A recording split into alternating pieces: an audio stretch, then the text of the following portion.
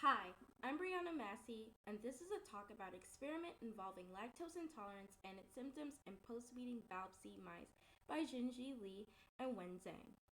Post-weaning BALB/c mice are perfect to study lactose intolerance because lactase activity in these animals becomes significantly lower after weaning at around 9 weeks old. But before weaning, their lactase activity is extremely high.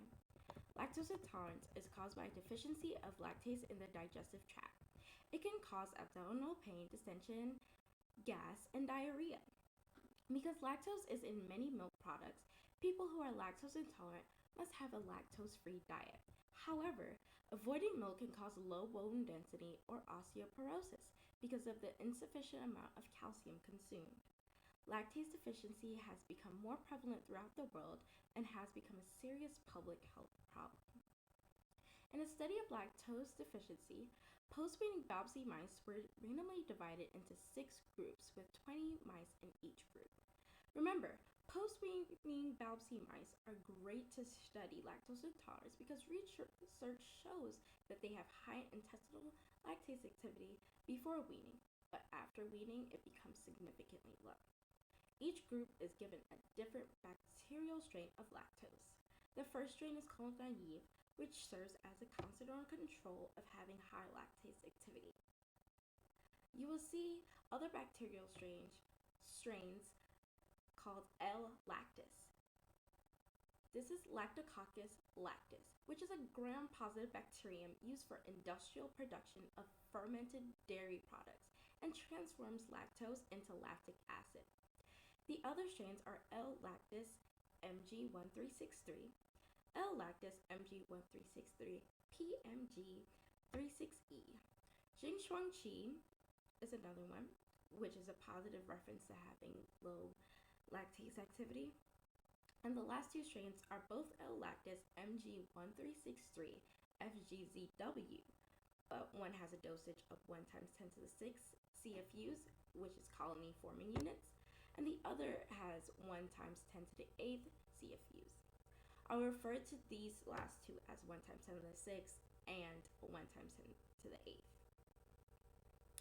In this experiment, 3 tests were done. The first test was to check intestinal lactase activity, but data was only taken from the feces of 10 mice from each group. The other mice were used for the other 2 tests. After 4 weeks, the data was collected and the results showed that 1 times 10 to the 8th mice had the highest amount of lactase activity, which was measured in microliters and was very similar to the naive mice, which should have high lactase activity. L. lactis Mg1363, Jinshuangqi, and 1 times 10 to the 6 had very similar lactase activity volumes, but Mg1363 PMG36E had the lowest lactase activity. The next test was measuring the total weight of feces 6 hours after administration of bacterial strain, of their specific bacterial strain. The results of this test were all mice, but naive mice, had feces that weighed less than 400 milligrams, but the 1 times 10 to the 6 and 1 times 10 to the 8th strain significantly alleviated the chance of diarrhea. The naive mice actually had stool above 400 milligrams, which was unexpected. The last test happened right after the previous test because it measured stool frequency using charcoal particles.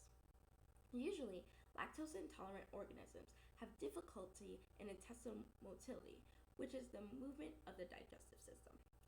The charcoal is used to see if there are any problems with movement throughout the digestive system.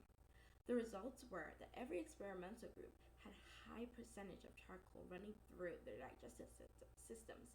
Therefore, they all had high stool frequency and great intestinal motility.